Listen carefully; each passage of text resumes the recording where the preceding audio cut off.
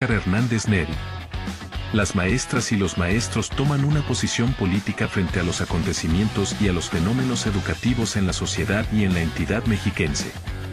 Noticias, reportajes, reflexión y denuncia. Todos los jueves de 3 a 4 de la tarde. Escuelas en Movimiento. Por Comunicadores MX.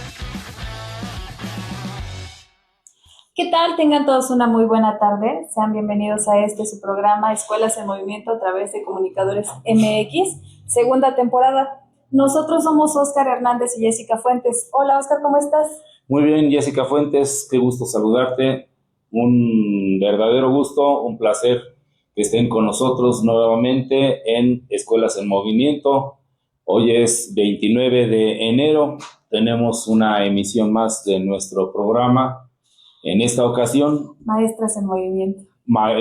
Tendremos la sección Maestras en Movimiento, pero antes vamos a hacer un anuncio. Sí, así es. Un anuncio, una información. Es necesario que nuestra institución, la Prepa 55, manifieste públicamente su más sentido pésame. Sí.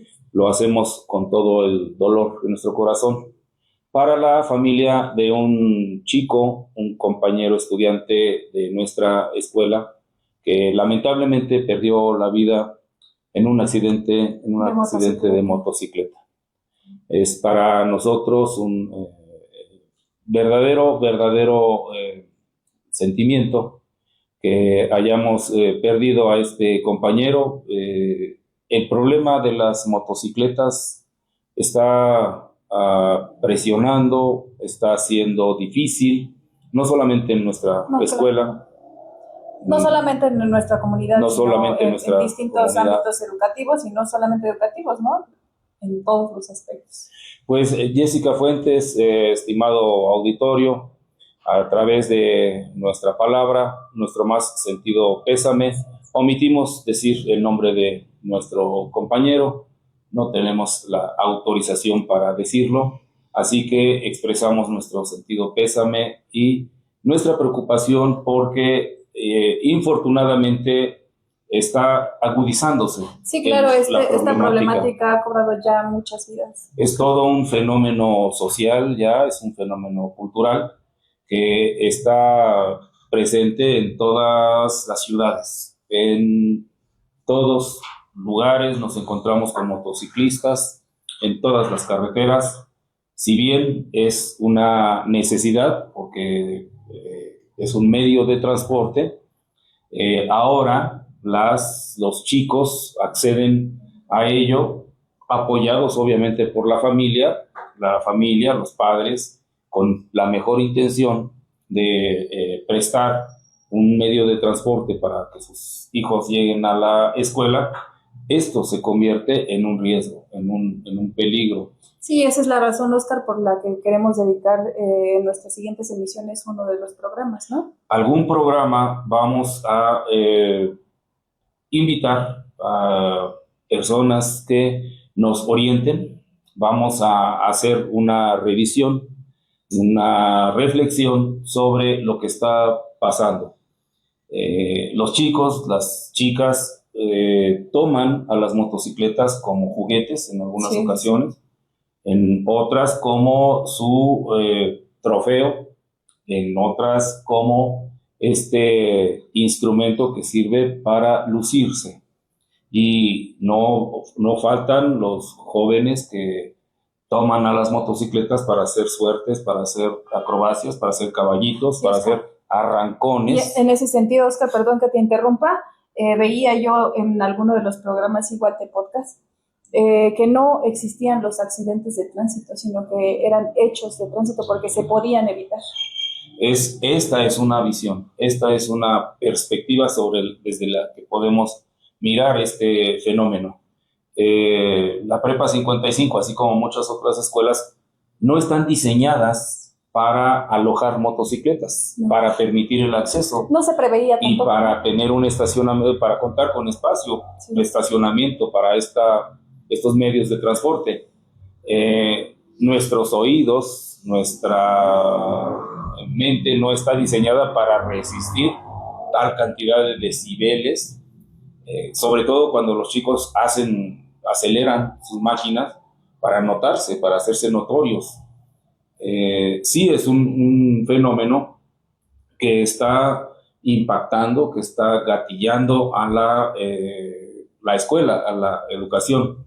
Chicos que llegan temprano, se van cuando hay cambio de turno, se juntan los que llegan con los Y que hacer se van, arrancones, ¿no? y en la tarde-noche los arrancones, no hay patrulla, no hay autoridad a la que pueda poner límite.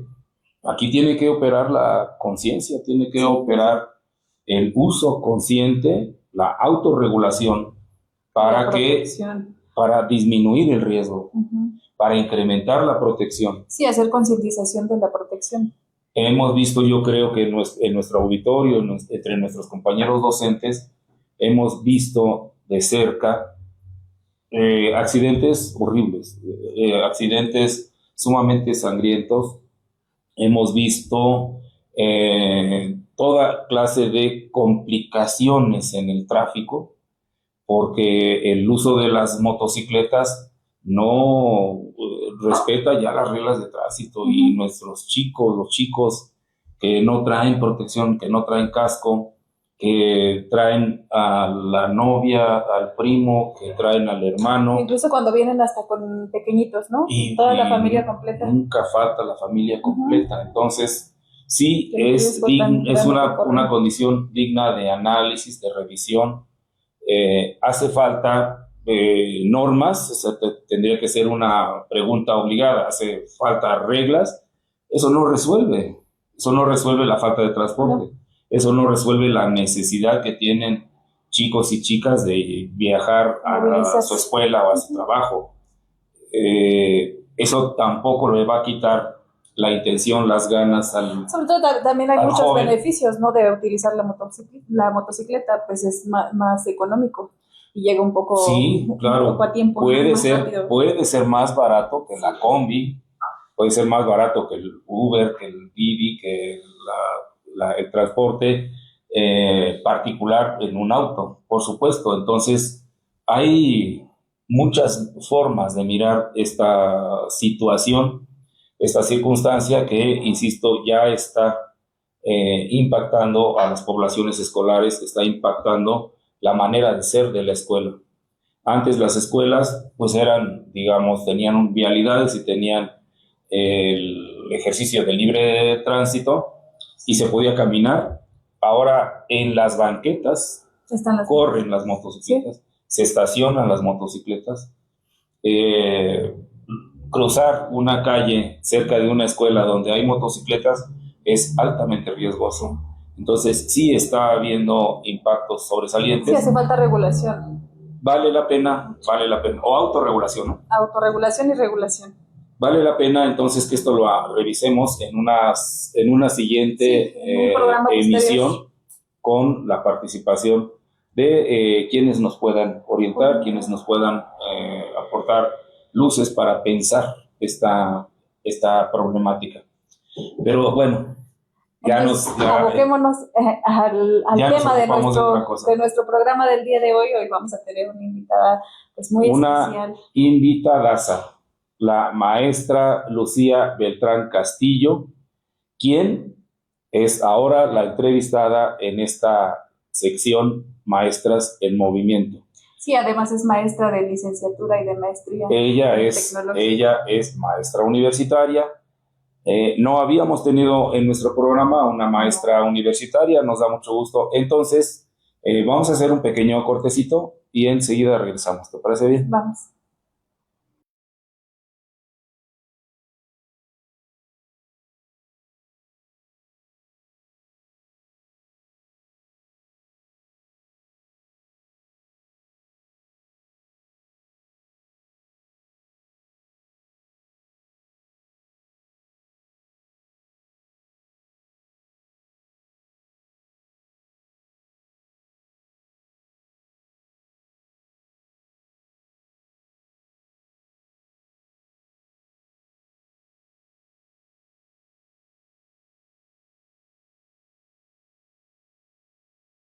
Bien, pues regresamos a pues nuestro programa, su programa Escuelas en Movimiento, segunda temporada, Maestras en Movimiento. Hoy tenemos con nosotros a nuestra invitada especial, la maestra Lucía Beltrán Castillo, quien es maestra universitaria del Tecnológico de Chimalhuacán. Es correcto. ¿Cómo estás, maestra? Pues bien contenta de tener este panel tan especializado en temas de autogestión. Entonces, para mí es un lujo estar el día de hoy compartiendo esta tarde en tan excelente compañía. Maestra Lucy Beltrán, muchas gracias por estar, gracias a ti por estar con nosotros aquí en Escuelas en Movimiento. Vamos a recordar muy brevemente por qué Maestras en Movimiento. Fíjate que tenemos ya 5 programas, en esta segunda temporada. Nuestro programa nace de la necesidad de visibilizar las experiencias de las organizaciones autogestionarias en la educación. Pero nos ocupa en la segunda temporada el papel de las maestras. ¿Y por qué? Porque las maestras tienen una manera de ser, porque tienen una condición en la que ya nos han dicho, de ahí nace la necesidad de reflexionar, una condición de desigualdad con los maestros. Entonces, esta es la temática y pues bienvenida a este programa y vamos a iniciar con las preguntas. Sí, maestra, cuéntanos un poquito cómo ha sido tu infancia y cuáles han sido los elementos de esta infancia que han posibilitado antes llegar a ser una universitaria.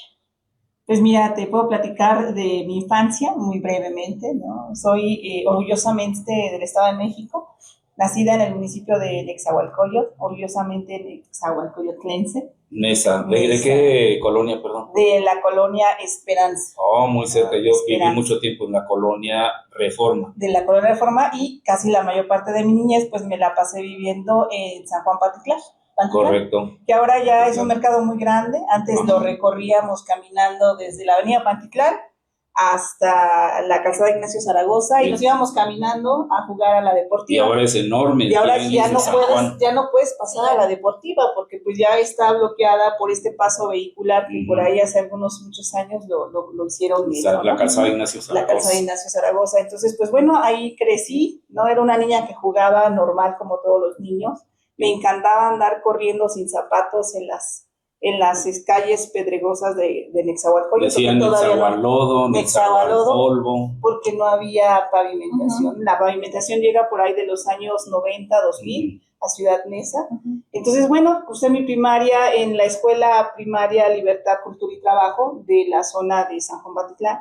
Y pues bueno, tuve grandes maestros. Recuerdo a muchos de mis maestros, la maestra Alicia Meneses Robles, de quien nace estas ganas de querer dar clases. ¿En qué año de primaria estabas? Estaba en tercer año de primaria, ¿no? La maestra era de esas personas 7, 8 años que te motivan, que te hacen sentir bien, que te corrijan. Y de ahí nació esa emoción. Cuando yo estaba en la primaria, surgen estas primeras juegos, donde quien era la maestra, pues ¿no? Y con mis compañeritos, ahí cuando tenían dudas con algunas clases o materias, pues quien les ayudaba, pues era yo, ¿no? Entonces, pues esta primera infancia, pues era en Ciudad Nezahualcóyotl. En la adolescencia, pues ya trasladada aquí en Chimalhuacán, estudié en una de las escuelas más representativas del municipio de Chimalhuacán, ¿Cuál? La Prepa Nezahualcóyotl. La Prepa Neza. Sí, cuando no era de monjas, sino estaba... ¿Y la secundaria dónde? La secundaria, estudié la secundaria en Nezahualcóyotl de la Isidro Favela, porque estudié ya de grande. La secundaria la estudié teniendo ya casi 21 años, aproximadamente. Se puede saber. Por cuestiones familiares, correcto, ¿no? Entonces, perdí a mi papá siendo muy niña, entonces pasó un largo rato donde yo me dedico a trabajar, totalmente a trabajar, ¿no? Y posteriormente, pues bueno, regreso a la escuela porque hay una necesidad muy importante, ¿no? Te das cuenta de muchas situaciones que se presentan en el contexto social, en el político, en lo económico, y te das cuenta de la necesidad de tener algo más que nada más la primaria, ¿no? Entonces entro a la secundaria, la termino en 1 año y medio con un promedio extraordinario, para variar. Okay. Y estamos acá en Chimalhuacán ya en prepa, y también pues ahí tuve a grandes maestros. Uno de mis mejores profesores que he tenido y a quien le agradezco también la vocación, pues es al maestro René Bárcenas, que es un gran docente, un gran pedagogo, que sin muchas palabras enfoca a los jóvenes hacia sus vocaciones. Yo creo que él como que tiene esa visión de decir, esto es para ti. ¿Te gustó la prepa? La prepa me encantó. La prepa de monjas, o sea, con cierta inclinación religiosa. Pues no tanto, porque era una época donde no estaba tan como ahorita. No había tanta arraigo tan religioso, ¿no? Sí se tenía la creencia, pero no había monjas. A mí no me tocó ninguna monja, pero todos la conocen como la prepa de las monjas. ¿Sí? Entonces avanzó a mi universidad, ¿no? Y en la universidad, en la UAM Iztapalapa, orgullosamente pantera negra de la universidad. ¿No? Aquí también sí, así yo. En nuestras organizaciones, en nuestras escuelas tenemos muchos guameros. ¿Tú también eres de la UAM? Sí, ¿De cuál? Iztapalapa también. Iztapalapa, orgullosamente, UAM Iztapalapa, de la licenciatura en Administración. Entonces, terminando la licenciatura, me jala uno de mis maestros, que después se convirtió en mi director de tesis de doctorado, Martín Abreu, si lo escucha, gracias también. Grandes maestros, Martín Abreu Beristain. Y es como me comienza todavía a gustar más la docencia, ¿no? Comienzo a trabajar, apoyo en un proyecto de negocios, a otro proyecto de negocios, y de ahí surge la oportunidad de comenzar a dar clases a nivel medio superior, que no me gustó. Ok. Que no me pero gustó. La administración la has ejercido. Sí, claro, desde la empresa, ¿no? Digo, ¿por qué no me gustaban los niños de medio superior? Precisamente por esta falta de preparación para poder atender estas necesidades que los niños en este rango de edad necesitan. Los encontramos a nivel medio superior con tantas necesidades, con tantas emociones encontradas, que muchas veces rebasan el potencial que los docentes tradicionales no podían atender. Sí, ¿no? ¿Podrías decirnos en cuál escuela fuiste docente de media superior? Claro que sí, igual regreso a mi origen, regreso como maestra de secundaria un año a la prepa Nezahualcóyotl, secundaria Nezahualcóyotl, porque es kinder, primaria, secundaria, preparatoria y ahorita ya es universidad. Comienzo a dar clases de docente, de especialización, porque la escuela prepara a los jóvenes, no es promoción para la escuela, claro, pero agradezco mucho a la escuela porque aprendí mucho y tuve extraordinarios docentes, muchos amigos también de la escuela, y entonces tenían un taller de administración, me contratan como docente de administración, y de paralelo comenzamos con un proyecto con una compañera de la preparatoria de proyecto de negocios, que sigue vigente en la actualidad y que si me invitan a hablar de él, pues también hablaré con mucho gusto. Claro, ¿no? sí. Después me traslado a otra media superior, pero yo en bachillerato comienzo a dar clases en el CBT Juana Díaz Baje, que también estaba en Chimalhuacán. Igual ahí me encuentro un espacio donde había tanta necesidad de jóvenes ansiosos de conocer y de esas inquietudes de querer expresarse, y que muchas veces cuando el docente no tiene esta capacidad, en lugar de alentarlo, sí lo frena. Lo frena. ¿Cómo puedes lograr que un joven saque lo mejor de sí si a todo lo que él propone le dices no? No me gusta el ambiente, me muevo y comienzo a dar clases a nivel superior. Por reglas restrictivas. Por reglas, son muchas reglas así que de repente uno dice, ¿cómo es posible que a los jóvenes no se les permita sacar todo ese potencial que tienen? Cree en ellos, porque cuando tú crees en un joven, ese joven muy posiblemente comience a creer en sí mismo.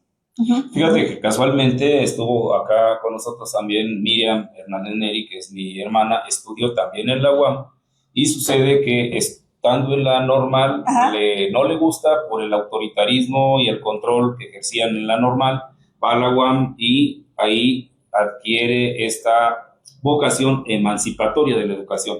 ¿Pasa algo semejante? Sí, claro, porque te abre la posibilidad. La UAM tiene como lema casa abierta al tiempo. Y esa es una de las oportunidades que tenemos en la universidad, porque nos permiten expresarnos, ¿no? En algún momento yo intenté quejarme de un maestro, porque es común cuando somos universitarios, y el doctor Moctezuma Barragán, que tuve la fortuna de que fuera uno de mis docentes. ¿O Pablo? Andrés Moctezuma Barragán. Andrés Moctezuma Barragán fue mi docente de sociología precisamente. ¿No? Entonces él me decía, nunca te quejes, mejoras que las cosas pasen. Si tú no estás de acuerdo con algo que está pasando en lo que vives, entonces te tienes que mover. Él, con esas poquitas palabras, abre un panorama también muy interesante, que me hace que concientice, ¿no? Que nosotros en la docencia pues tenemos una responsabilidad muy fuerte. pero regresando a la universidad. Ok. No, mi primer encuentro fue en escuelas particulares, otro mundo totalmente distinto a una escuela pública.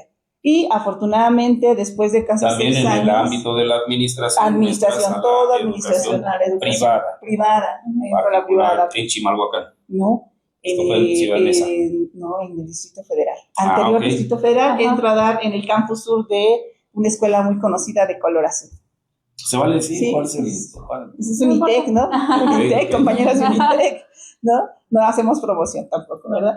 Pero sí es muy importante porque tenemos una visión diferente entre lo que son los jóvenes de educación pública. Yo tengo una visión diferente de los jóvenes de una universidad privada.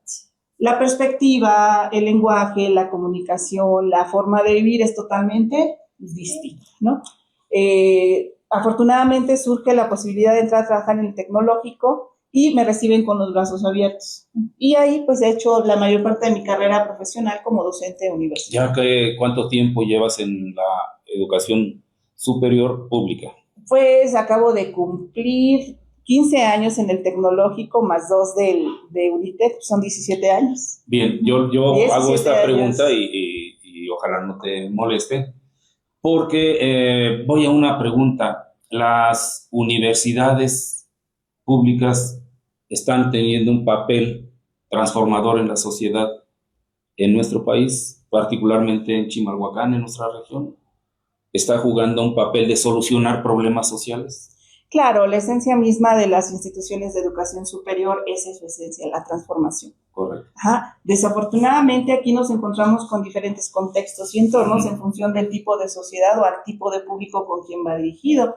Entonces encontramos zonas en educación superior que están en Iztapalapa, que están en Texcoco, que están aquí en Chimalhuacán. Inclusive, si hacemos un comparativo del tipo de jóvenes que tenemos en Chimalhuacán y en Chimalhuacán, vamos a encontrar un abismo, Sí. porque la perspectiva es diferente.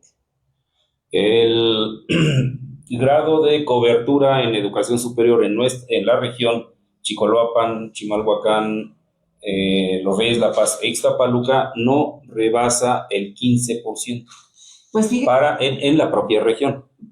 Esto quiere decir que la mayoría de jóvenes van hacia la Ciudad de México, hacia Texcoco, hacia Ciudad Nezahualcóyotl, porque estos 4 municipios en particular constituyen la región más deficitaria en oferta de educación superior del Estado de México es correcto. y del país. Es una revisión que hemos hecho y lo hemos señalado. Entonces, las universidades que llegue a haber, sean públicas o particulares, en esta región, por supuesto que tienen una enorme posibilidades de impacto, porque no hay mucho. Texcoco está lleno de universidades en comparación con Chicoloapan y Chimalhuacán.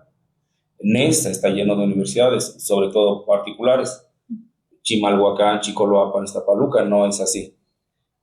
¿Piensas que el tecnológico ha tenido un papel importante, ha tenido un impacto en la problemática de Chimalhuacán, de la región? Sin lugar a dudas, el tecnológico surge en esencia como la primera casa de estudios superiores que oferta licenciaturas e ingenierías a la zona oriente del Estado de México. Claro.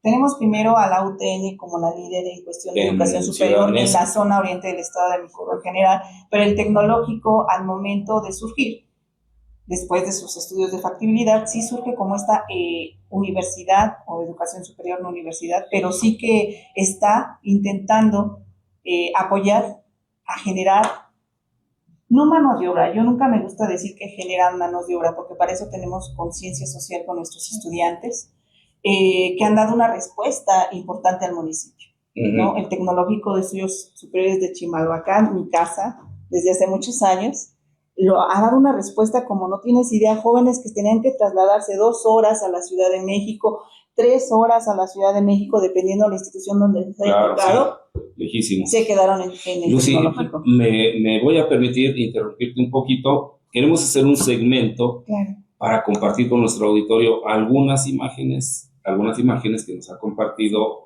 bellamente nuestra compañera Lucy, hoy nuestra entrevistada.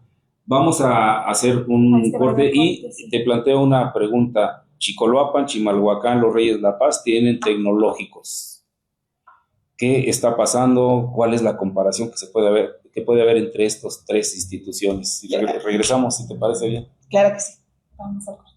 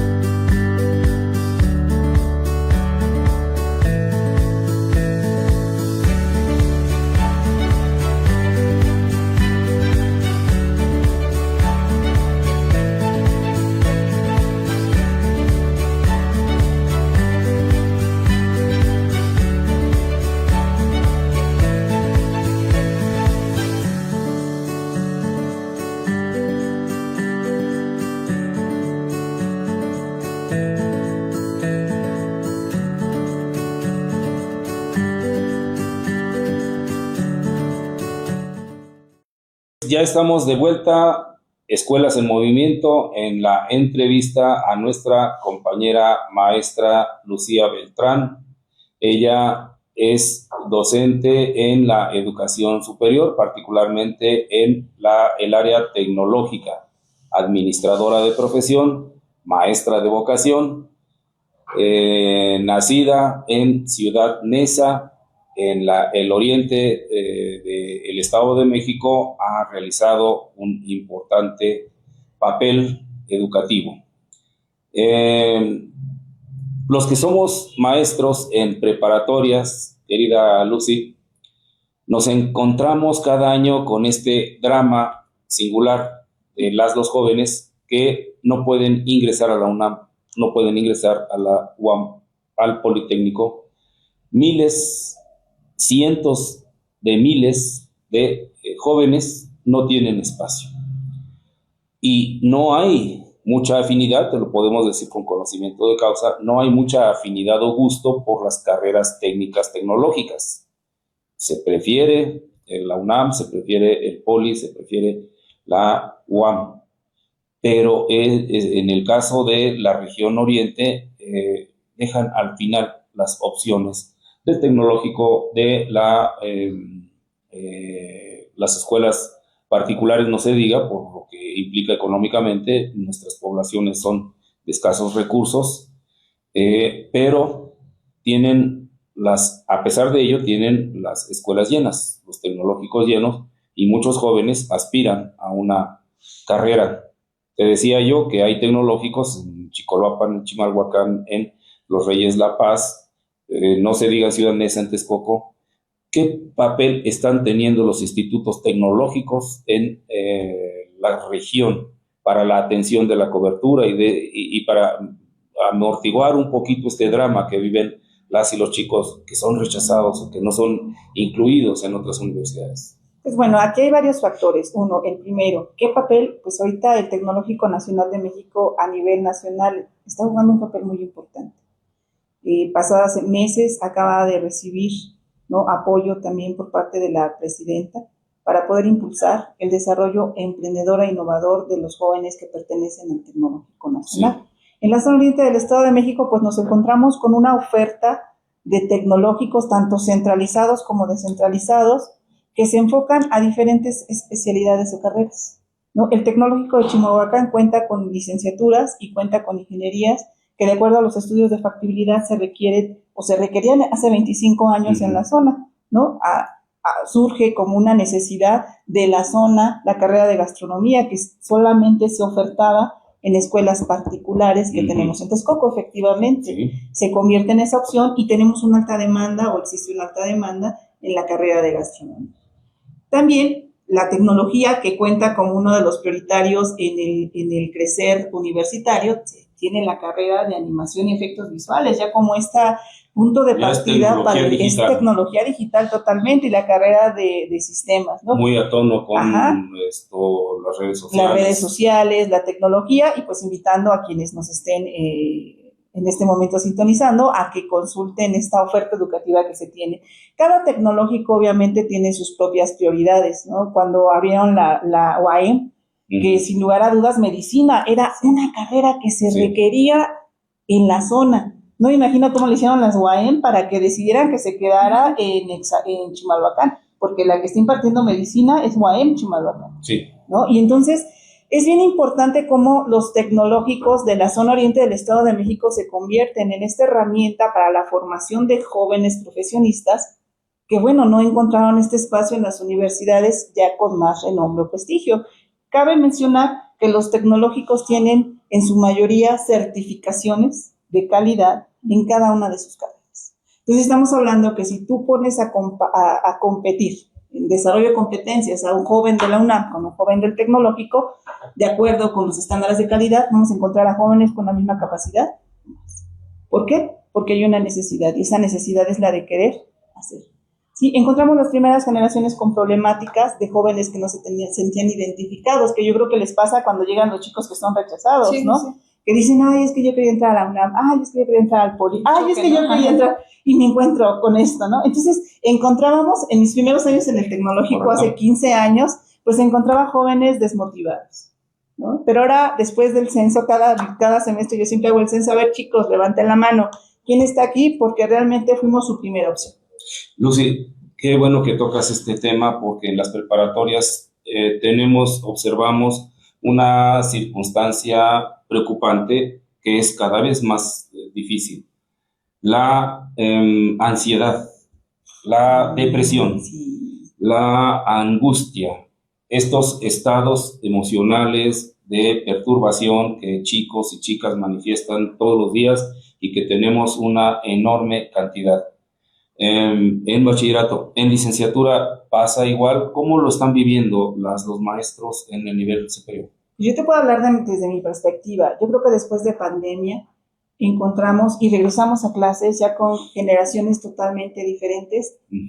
Tenemos la pandemia, antes de pandemia y después de pandemia. Después de pandemia encontramos a jóvenes que les cuesta más trabajo relacionarse, jóvenes que difícilmente les gusta relacionarse, ¿no? Convivir, socializar, y encontramos más cuadros de ansiedad, depresión y estrés. Inclusive enfermedades, encontramos ya, por ejemplo, parálisis facial, me ha tocado ya parálisis faciales con jóvenes de menos de 20 años, cuando se supone que ya tendría que ser una situación que se da a personas mayores, o jóvenes que ya traen gastritis, colitis, o padecimientos cardiovasculares. Lucy, perdón, Jessie, yo tengo una pregunta que no puedo dejar escapar. ¿La escuela les hace daño? ¿La escuela los estresa? Pues, ¿La escuela los presiona, los deprime? Pues eso tendría que verlo con desarrollo académico y preguntar. Es una pregunta que no he hecho, porque yo desde mi parte de la docencia, yo digo, pues la escuela está para aprender, no para estresar, pero yo creo que en temporadas de exámenes, por ejemplo, ahorita que tenemos los finales, muy seguramente encontremos jóvenes con un alto nivel de estrés porque llegan con dolor de cabeza, llegan con muchos nervios, llegan con ni siquiera poder responder una pregunta que saben contestar. Entonces, yo creo que ahí tendríamos que conocer los indicadores para poder dar una respuesta asertiva y real de lo que está pasando. Lucy, y en una circunstancia así, un chico, una chica o el grupo no está tranquilo, están ansiosos, ¿qué hace una maestra? ¿Qué hace una maestra universitaria para afrontar una condición difícil en donde el grupo no tiene plena disposición a leer, a trabajar, a hacer tareas, a esforzarse, a no dormir, a quemarse las pestañas, como nos decían cuando éramos jóvenes? yo particularmente no creo en eso y lo critico. Después te diré cuando me entrevistes, te diré por qué. No creo en que los chicos tengan que sufrir y padecer reconocimiento. Yo creo que no va por ahí. Pero, ¿qué hace una maestra? Y estamos hablando de Lucía propiamente, para confrontar, para remontar una situación difícil como la que estamos describiendo. Pues mira, ya cuando son casos muy extremos, porque realmente pues los jóvenes se enfrentan a situaciones de estrés cuando están en los exámenes, ¿no? Nos toca vivirlos a quienes estamos en la docencia. Es que no solamente son los exámenes, no todas las condiciones que tengan en sus casas. Pues también es que todo influye. Los jóvenes están envueltos en un entorno, en un contexto que les afecta demasiado y dependiendo de la cantidad de atención que les presten, aunado a las redes sociales, es como que esto se va acrecentando. ¿Qué hace Lucía Beltrán Castillo cuando ve un chico estresado? Pues bueno, lo mando a desarrollo académico. Correcto. Desarrollo académico es el área encargada de los jóvenes que presentan cuadros de ansiedad o de estrés, porque realmente para que uno pueda decir que tiene estrés o ansiedad de joven, tiene que hacerse todo un estudio. Yo puedo verlo nervioso, lo puedo ver sudando, lo puedo ver tartamudeando, porque inclusive cuando tenemos cuadros de jóvenes que tienen epilepsia, ¿no? Tú no lo sabes como docente muchas veces porque no te lo dicen. Los jóvenes no te van a decir que están en cierta situación, ¿no? Tenemos jóvenes esquizofrénicos, tenemos jóvenes autistas, ¿sí? Porque la escuela es abierta y realmente permite todo tipo de jóvenes para que se integren al espacio educativo. Sin embargo, sí, cuando ya es una situación grave, pues se canaliza directamente a desarrollo académico. Entonces, correcto. Esto lo padecen los estudiantes, dices, después de la pandemia. ¿Y qué hay de los maestros y las maestras? ¿Cómo viven las maestras y los maestros la condición social que está también plagada de redes sociales, de información inmediata, de este mundo líquido, como dice Simón Bauman? ¿Cómo viven las maestras y los maestros? ¿Cómo vive como maestra Lucy Beltrán? Pues mira, esta es una situación más compleja, ¿no? Porque así como los jóvenes, los profesores regresamos exactamente igual, ¿no? Regresamos igual, ¿por qué? Porque es reencontrarse en el medio educativo, en el cual ya tenemos generaciones totalmente distintas, ¿no? Ya no quieren estudiar, ya no quieren trabajar, ya no quieren leer. Pero eso es yo digo que no es cierto. ¿Y los maestros? ¿Y los maestros no también, pasa? También muchos profesores les pasa, a los profesores, a mí no tanto. Entonces, sí llega a pasar, sí no llega a pasar. Yo creo que después de la pandemia, de acuerdo con los últimos estudios que se hicieron por parte de la Organización Internacional de la Salud, sí hubo un grado de estrés y ansiedad que se generó tanto en docentes como estudiantes. Entonces, estamos casi en un nivel igual en cuestiones de nivel de estrés. Y Lucy, ¿cómo está en estrés? Correcto, Lucy, sí. pues yo ya creo que con los años de experiencia ya no me estreso tanto. Okay. Antes sí me estresaba mucho, ¿no? Las calificaciones siempre es uno de los puntos de partida, porque como tú lo dices, los chicos cada vez son más sensibles, ¿no? Y ahora es más fácil que un chico esté con el celular en la mano y te esté grabando todo lo que estás diciendo. Podríamos decir entonces que maestros más jóvenes están más susceptibles del estrés y del desánimo que los maestros que somos un poco más veteranos. No, yo creo que también depende mucho del contexto. Correcto. Yo creo que ahora ya no te estresas tanto, pero ¿cómo aprendiste a manejarlo? Porque antes sí lo hacías, ¿no? Sí, más o menos, ¿no? O sea, sí, la experiencia. Yo creo que los primeros años de docente sí hay un cierto nivel de estrés. Sobre todo, cómo vamos a calificar, estaré diciendo bien las cosas, estarán aprendiendo, ¿no? Entonces, te vas adecuando. Yo creo que ahorita ya después de 17, 18 años como docente, ya el nivel de estrés cada vez es menos. Ahorita, ¿de qué tenemos que cuidarnos? A ver. De estas situaciones donde los jóvenes, en este nuevo poder que tienen con las redes sociales, te graban, transforman, ¿no? Y ahora con la inteligencia artificial, ¿no? Todo entonces, estudiante es abogado. Se sienten así. Todo padre de familia es abogado que puede defender sus derechos humanos. Es muy complicado, ¿no? O sea, es muy difícil porque yo creo que cualquier llamado de atención es equivalente a una violación a sus derechos humanos. Sí. Entonces, eso te tiene que cuidar mucho. Entonces, tiene que ser uno más.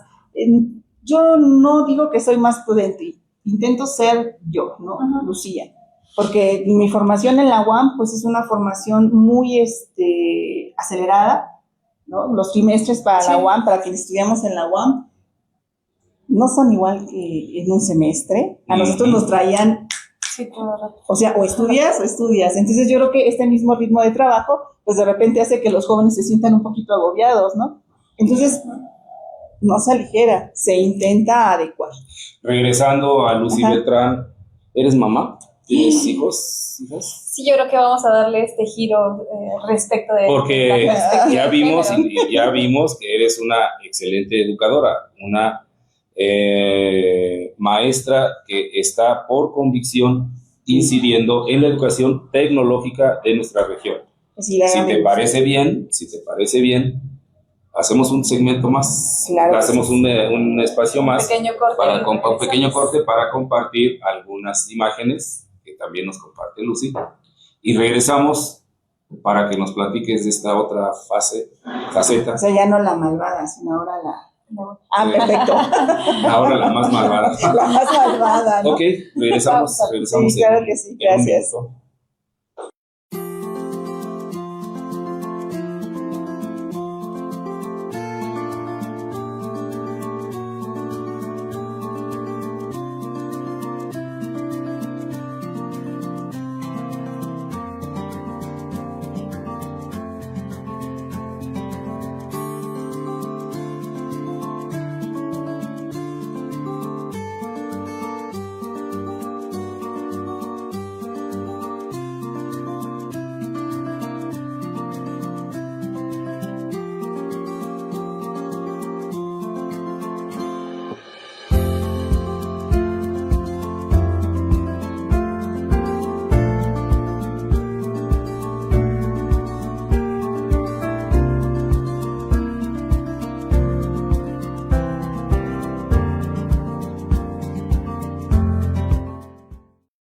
Regresamos a esta tercera parte de nuestra entrevista a la maestra Lucía Beltrán, quien hoy nos acompaña en esta segunda temporada de Escuelas en Movimiento, Maestras en Movimiento, a través de Comunicadores MX. Anteriormente, recapitulando, le hicimos la pregunta de si era madre. Y bien, ¿cómo has vivido esta etapa respecto a tu labor docente? Respondiendo primero, sí, soy mamá. Tengo una hija extraordinaria, orgullosamente mamá, bendecidamente mamá. Amo mucho a mi hija, es una joven universitaria ya ahorita. Ya sé que me veo muy joven. ¿Ella qué está estudiando? Ella está estudiando lingüística en la UAM Iztapalapa también. También preparatoriana chapinguera, ¿no? Ha conocido la mitad de nuestro país en todos los viajes que Chapingo les ofrece a sus estudiantes, ¿no? Entonces ha viajado como no tienes idea en el interior de nuestro país. Entonces me gusta mucho cómo es que convergen estas dos escuelas, ¿no? Con sus diferentes perspectivas, que ha formado una mujer, porque ella es una mujer, pues muy autónoma, ¿no? ¿Y qué desafíos ha representado la maternidad en tu labor docente? Porque, bueno, anteriormente en otros capítulos hemos platicado que las mujeres tenemos un poco más de obstáculos, ¿no? Pues la casa, el cuidado de nuestros hijos, antes de poder salir a trabajar, ¿no? Pues mira, yo creo que todo depende mucho de cómo se planeen las cosas. Afortunadamente, lo comentábamos hace un momento fuera del aire, que a mí me tocó como persona, como compañero de vida, una persona que ha compartido conmigo todo desde que supimos que ella estaba en camino. Hemos compartido una maternidad-paternidad en la cual nuestros roles no han estado tan diferenciados, porque realmente el apoyo que mi pareja me da desde que sabe que estoy embarazada, desde que nace mi luz divina, porque así le digo a mi hija, y también porque así se llama, Luz, hemos compartido. ¿Cuáles han sido los desafíos cuando de repente el trabajo que nos absorbe a los dos, de repente fue complicado y sobre todo en la etapa de la primaria, poder estar con ella? Sin embargo, afortunadamente, mi hija ha sido una jovencita, una niña muy autónoma en su educación y en su formación. no era de esas niñas que tú necesitas estarlas presionando para que hagan las cosas. Y emocionalmente eso nunca tuvo repercusiones en ti. Igualmente refiero a una entrevista anterior con la maestra Ángeles, que sí ella sintió que realmente era una mala madre porque dejaba a su niña, a sus niñas. Pues fíjate que no, porque desde mi perspectiva, obviamente, yo creo que si le pregunto a mi hija, me va a decir que siempre le pongo más atención a mis estudiantes, ¿no? Pero yo creo que ahí intentábamos que el tiempo que estuviéramos juntos, porque somos él, ella y yo, en tiempo de calidad. De repente es complicado ya ahorita, pues obviamente ya con sus actividades, él con sus actividades, yo con mis actividades, pero en esta etapa de la niñez, o estaba con él o estaba conmigo. Ajá, no estaba solita o abandonada, ¿no? De repente, pues sí se llegaba a dar el caso, sobre todo porque yo tiendo a salir demasiado a veces al interior de la República, y pues nada más estaba solita los espacios que él tardaba en regresar del trabajo. Lucy, comparten plenamente la responsabilidad por la hija, tu esposo y tú. Quiere decir que hay un seno familiar bastante propicio para que tu hija estudie, para que sea universitaria y para que siga sus pasos. No es el caso de muchas personas. Es correcto. No es el caso de correcto. Muchas maestras quienes han ido en su trayectoria con pareja, sin pareja, suelen tener dificultades para poder atender a los hijos, porque a veces hay que priorizarles antes que trabajar, antes que ir a estudiar, antes que cumplir con las obligaciones.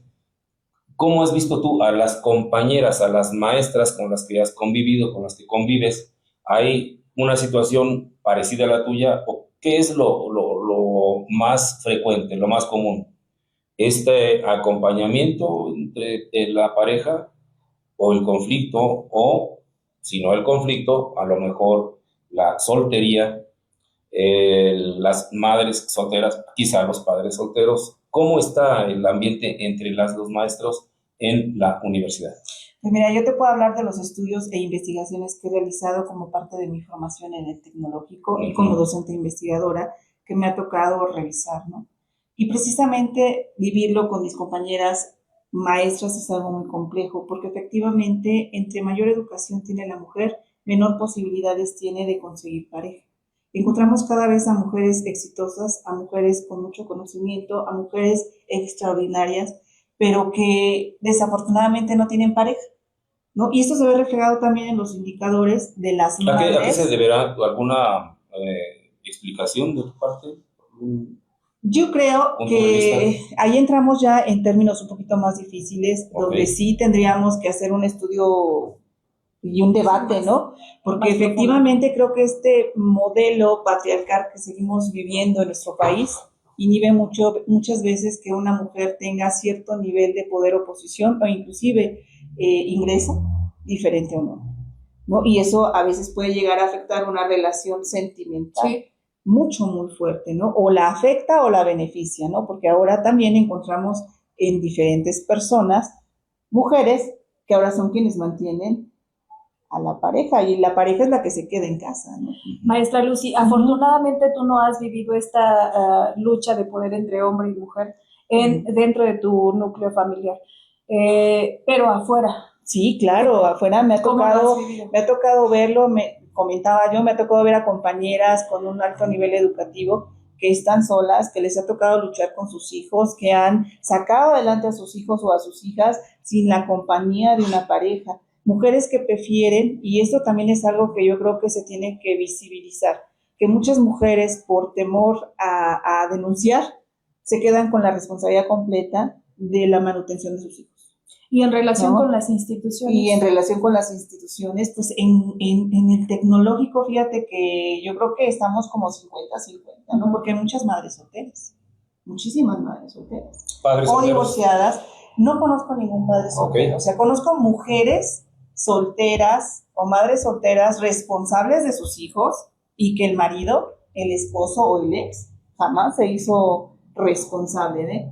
Pero también del lado de la empresa, pues me toca ver casos de hombres que son papás y mamás, pero son los mínimos. O sea, estamos hablando que de cada 50 casos de mujer, a lo mejor un hombre, o de cada 100 casos de mujer, un hombre, ¿no? Entonces, sí es una situación compleja, creo que se debe de atender. No, yo creo que aquí en la escuela podríamos hacer un censo, ¿no? Inclusive una investigación de qué está pasando, ¿no? Sería bien interesante porque nos podría permitir hacer un balance, una evaluación, cuál es el sector mayoritario y cómo ese sector mayoritario está incidiendo en la escuela. O sea, no solamente por cuanto a cantidades de varones, de mujeres, sino de qué influencia está teniendo aquí, particularmente en un aspecto. Suele llamársele las habilidades socioemocionales. Suele llamársele tranquilidad, calma, buen ánimo. ¿Cómo inciden los varones en comparación con las mujeres en esta situación, en esta condición de los estudiantes? ¿Quiénes los estresan más, varones o mujeres? Bueno, desde mi perspectiva muy personal, yo creo que las mujeres. Creo que las mujeres podemos incidir más, tanto en la formación, ¿no? Como en el estrés de los jóvenes, porque nos ven como una figura. Yo siento muchas veces, y eso lo tengo que estudiar, que los jóvenes nos llegan a ver como esta figura materna, y que cuando están terminando la preparatoria e ingresan a la universidad, se convierte en esa figura de autoridad a la que yo tengo que desafiar, ¿no? Entonces, aquí hay que tener mucho cuidado, sobre todo en el desarrollo de la situación socioemocional con los jóvenes, porque a veces estos niños que ahorita vienen tan difíciles, ¿no? Esa sería la definición que yo daría. No son malos, o sea, no son malos, son difíciles, que tienes que aprender a trabajar con cada uno de ellos desde sus propias características particulares como ser humano que tienen y como la persona que se van a convertir, ¿no? Este detalle me parece relevante. Tenemos la idea, y yo podría tener la idea, que a tu hija la apapachas, y qué hermoso tener padres que apapachen a los hijos universitarios. No. La quieres, se le muestra afecto. Seguramente a los estudiantes también se les apapacha, se les quiere, se les respeta, se les muestra afecto. Aún así, se les crea estrés. Sí. Okay. Sí, se les genera estrés, sobre todo en estos periodos, ¿no? Yo creo que aquí encontramos, yo siempre lo digo, cada joven es un mundo y ese mundo vive en un entorno y en un contexto diferente entre unos y otros. No es lo mismo el entorno que le tocó vivir a Paola, o que le tocó vivir a Jessica, o que le tocó vivir a Felipe, o que le tocó vivir a ti mismo, ¿no? Correcto. Tu formación, tu carácter, pues se van formando con lo largo de los años, ¿no? Esta experiencia que tú tienes. Entonces, las nuevas generaciones hablan de una generación de padres, y esto apenas lo escuché en la mañana en la Deutsche Welle, ¿no? Que es un programa que sale todas las mañanas en Canal 22. 14. Sí. O 14, si no me equivoco, sí, más o menos. Entonces, hablaban acerca de que estas nuevas generaciones de padres permisivos, ¿no? Las nuevas generaciones, estamos hablando de jóvenes padres de entre 25 y 30 años, que cada vez son más permisivos en la educación y en la formación de sus niños, por esta necesidad de no maltratarlos, como a lo mejor la disciplina que tú tuviste, pues fue diferente a mi disciplina o a tu disciplina, por el cambio generacional que tenemos. Entonces, yo platicaba también hace un momento, creo que lo platicaba con una docente allá afuera, estábamos platicando, y le decía, es que aquí tenemos nosotros como docentes esa necesidad de estarnos actualizando todo el tiempo. Las tecnologías, la forma de expresar inclusive las ideas, ¿no? Cómo nos comunicamos con los jóvenes, porque, por ejemplo, ¿no? Ellos que entienden como algo malo. Y para cada quien las cosas malas son cosas diferentes, ¿no? Porque a lo mejor en tu generación que te dieran un coscorrón era normal. En la escuela, en tu generación, te daban un borradorzazo, jalarle te jalaban la oreja. Aventarle el gis, eso no era malo en tu generación. Jalarle una oreja, claro, ¿no? Sí. Inclusive el profe agarraba el borrador y ¡paz! Donde llegaba. Pero ahora inténtalo en la nueva generación, por ejemplo, en la generación ya que eres más joven, ya no está permitido. Y si nos vamos a la nueva generación, ¿no? Más jovencitos, yo creo que menos. Claro. No, a los niños de primaria, el propio padre, si le llama la atención, dice, te voy a demandar. Ahora ya también en lo emocional, Sí, ¿no? Porque a lo mejor a mí en mis tiempos sí me tocaba así como golpes emocionales, ¿no? Verbales, así. Y ahora ya ni eso, ¿no? Ahora chicos Claro. que se les impide ir al baile, que se les impide salir con los amigos, están amenazándote con que se van a suicidar, están amenazándote con demandarte, con ya no hablarte, con irse con papá, etcétera. Está acabándosenos el tiempo, Lucy, Sí, lo y sé. quisiera que nos hables ahora de Lucy, la investigadora, es decir, la maestra docente que está creando conocimiento y que está incidiendo en el desarrollo tecnológico de una región. ¿Qué condición vive una investigadora respecto de los investigadores en las universidades? Pues mira, yo te puedo hablar de mi experiencia Correcto. personal y agradezco aquí a todos los que han sido mis directores, porque realmente en el tecnológico, como lo decía al principio de la plática, me han abrazado y han confiado en el trabajo que yo les he estado presentando.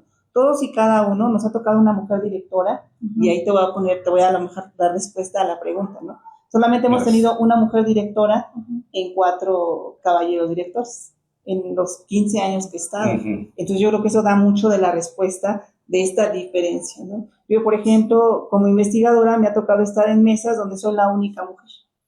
Los puestos de dirección, los puestos más sobresalientes están entre los varones y las mujeres en mucha menor proporción. No, fíjate que al menos en el espacio donde yo estoy, donde realmente se está trabajando acerca de la igualdad y la equidad, hay 50-50. Okay. Si nosotros vemos el cronograma administrativo del tecnológico, encontramos tanto hombres como mujeres, y mujeres muy destacadas en cada una de las áreas, que han sabido sacar su trabajo adelante y que les está costando esta parte del ser mamás y de ser profesionales y de dirigir a más personas, y que sí les está también, están abriendo camino para otras nuevas generaciones. Entonces realmente esta situación como docente, como investigadora, es otro rollo, ¿no? Porque el desarrollo regional de la zona oriente del Estado de México, que comencé a trabajar con una extraordinaria investigadora de Nayarit hace casi 14 años, no había, salvo algún compañero hombre de la Universidad Autónoma del Estado de México de Texcoco, ¿no? Lucy, qué pena, se nos quedan varias preguntas, a mí en particular, pero el tiempo está limitado. Te vamos a invitar, si nos permites, a una siguiente entrevista. Hablamos de investigación nada porque más. tenemos que hablar de tecnología en relación con el deterioro ambiental. Tenemos que hablar de tecnología para la preservación ambiental. Tenemos que hablar de la autogestión escolar. Tenemos que hablar de los proyectos comunitarios. Entonces, te estamos comprometiendo aquí a que tengamos una siguiente charla. Por ahora tenemos que cortarle porque se nos viene la cápsula de nuestra compañera Rocío, Educación Ambiental, que cada 8 días con su magnífico video nos hace una aportación sustantiva. Entonces, muchas gracias, señoras, señores, amigos, amigas. Buen provecho para quien está comiendo. Nos vemos la próxima semana. Hasta la próxima. Gracias. Bendecida tarde. Gracias. Provecho. Gracias. Hace un ciclo solar, entre los ecos de la Sierra de Santa Catarina, un sueño comenzó a latir en el corazón de la Universidad Nacional Comunitaria, sede Miravalle, bastión de resistencia y referente de la lucha por la vida. Fue la cuna donde la utopía echó sus primeras raíces. Bajo la guía del ingeniero Rodrigo Sandoval, 4 estudiantes de este plantel se convirtieron en guardianas de un anhelo. A este llamado se sumaron pronto 2 voluntades provenientes del plantel Mayahuel. En este andar, el proyecto se ha mantenido firme gracias a la asesoría de 2 profesores de la Preparatoria 55, cuyo acompañamiento asegura la fortaleza de esta iniciativa. Este sueño no nació en la comodidad, sino en el sudor y la esperanza del huerto urbano Pípila. Allí, entre jornadas pesadas y manos llenas de tierra, se gestó la idea de una cooperativa. un refugio de soberanía alimentaria para San Miguel Teotongo, Miravalle e Ixtlahuacán. Un proyecto diseñado para ofrecer alimentos con dignidad y compartir el saber ancestral del cultivo con cada escuela y cada barrio. Al despuntar en 2026, el horizonte se tiñó de éxito. La cooperativa Huertos Comunitarios Miravalle Ñusaví fue acogida por el Programa de Economía Social y Solidaria de la Ciudad de México. El apoyo recibido de 200,000 pesos no es solo una cifra, es el abono para que la vida florezca con más fuerza. Porque para alimentar al pueblo, primero hay que alimentar a la tierra. Estas estudiantes y sus profesores han demostrado que la abundancia nace del trabajo propio. Cosechando ya más de 4 toneladas de insumos en la Unión de Colonos de San Miguel Teotongo, hoy su labor continúa en el CCAMI, Centro de Educación Ambiental Miravalle, donde sus manos transforman el espacio y dialogan con la tierra a través de la lombricomposta, demostrando que en el corazón de la montaña la comunidad es la mejor semilla. Hoy, esta cooperativa se prepara para participar el día de mañana, 30 de enero, en su 4ª Feria de Cooperativas, donde brillará con la fuerza del trabajo colectivo que la caracteriza. Gracias.